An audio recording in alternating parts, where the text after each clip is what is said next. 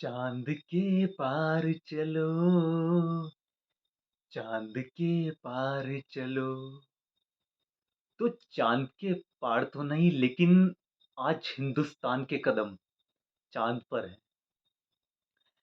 आज 23 अगस्त 2023 और समय था तकरीबन 6 बज के 6 बजे के आसपास शाम का समय, जब हिंदुस्तान ने एक ऐसा कीर्तिमान स्थापित किया है कि पूरा विश्व स्तब्ध है और पूरे विश्व के लिए ये प्रेरणादायक स्रोत के रूप में काम करेगा। आप सभी को नमस्कार, आप सभी का स्वागत है आपके अपने सोशल मीडिया प्लेटफ़ॉर्म पर। मैं आपका अज़ीज़ मित्र हिमांशु कोटनाला। तो 16 जुलाई 2023 को शुरुआत होती है चंद्रयान 3 की और तकरीबन 41 दिनों बाद जब आज सफलतापूर्वक चंद्रयान 3 दक्षिण पोल पर स्थापित होता है, वहाँ पर ठहरता है, तो पूरा विश्व स्तब्ध था। पूरा विश्व हिंदुस्तान को नमन कर रहा था, जय हिंद बोल रहा था और हिंदुस्तानियों की आँखों में, हम सभी की आँखों में खुशी के आँसू थे और खुशी के आँसू के साथ-साथ एक खुशी की लहर भी थी। भले ही अभी आधी रात हो चुकी होगी, लेकिन जश्न का माहौल है पूरे देश में। जिस जगह भी मैं हूँ और तकरीबन इस समय 12 बज रहे होंगे, आस-पास 12 साढ़े 12 और बहुत ज़्यादा हर कोई खुश है। जो जैसा भी सेलिब्रेट कर सकता है, वो सेलिब्रेट कर रहा है। तो सबसे पहले तो आज के इस दिन की, इस कीर्तिमान की सबसे पहले हम सभी भारतवासियों को बहुत-बहुत बधाइयाँ।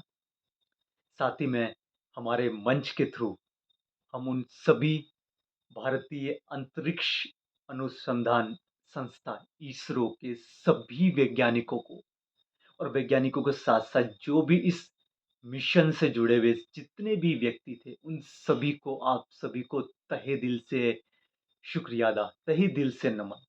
क्योंकि बिना आपके ये संभव ही नहीं था इस प्रकार का कीर्तिमान हासिल करना। साथ ही में इसरो के अध्यक्ष एस सोमनाथ सर, आपको भी सोमनाथन सर, आपको भी बहुत-बहुत तहे दिल से शुक्रिया अदा, तहे दिल से आपको नमन। आप ही ने पूरी टीम को लीड किया है और आज विश्व स्तर पर हिंदुस्तान जिस मुकाम पर पहुंच गया है, वो एक अपने आप में बहुत बड़ी बात है। देखिए, बहुत बड़ी बात इसलिए भी है क्योंकि हिंदुस्तान चौथा देश बन गया है पूरे विश्व में जो कि चंद्रमा के दक्षिणी ध्रुव में पहुंचा है और हमने वहां पर सफलतापूर्वक सॉफ्ट लैंडिंग की है। दरअसल पूरे प्रकरण का हम लोग चलचित्र देखेंगे, कोटनाला केदार यूट्यूब हमारे यूट्यूब मंच के साथ देखेंगे हम कुछ समय बाद, कुछ दिनों बाद, क्योंकि अभी मुझे भी पूरी जानकारी नहीं है।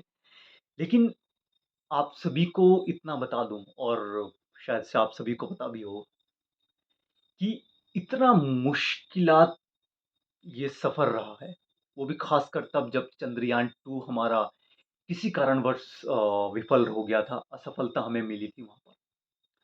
एक शॉर्टकट में बताऊँ तो पूरे विश्व में 70 प्लस 77, अगर मैं गलत नहीं हूँ तो 77 सरकारी संस्थान हैं जो इस तरह के रिसर्च करते हैं। जैसे इसरो है वैसे ही 77 हैं और 77 में से केवल 11 देश या 11 संस्थान ही हैं जो कि चंद्रमा में जिन्होंने अपना सफलतापूर्वक प्रक्षेपण किया है या सफलतापूर्वक रिसर्च किया है। और 11 में से भी केवल 4 देशों में अभी भारत भी शुमार हो गया है आज से ही। लेकिन अमेरिका, अ, रशिया और चाइना के बाद केवल हिंदुस्तान ही एक ऐसा चौथा देश बना है जो कि चाँद पर पहुँचा है, वो भी दक्षिणी ध्रुव पर। दरअसल ये इतनी कठिनाइयों भरा क्योंकि दक्षिणी ध्रुव, अगर हम चंद्रमा की बात करें तो चंद्रमा अपने आप में बहुत ही ज़्यादा कॉम्प्लिकेटेड है। बहुत नज़दीक है, बहुत डिटेल में तो हम जाएँगे नहीं, डिटेल में आपको थोड़ा मशक्कत करनी पड़ेगी, मुझे भी मशक्कत करनी पड़ेगी, कुछ डाटा, कुछ फैक्ट इकट्ठे करने पड़ेंगे, तब 3 से 4 दिन बाद हम देखेंगे कोटनाला केदार, जो हमारा यूट्यूब चैनल है, यूट्यूब मंच में देखेंगे कि क्या रही ये कहानी। क्योंकि बहुत ज़्यादा मुश्किलात भरा ये सफ़र था।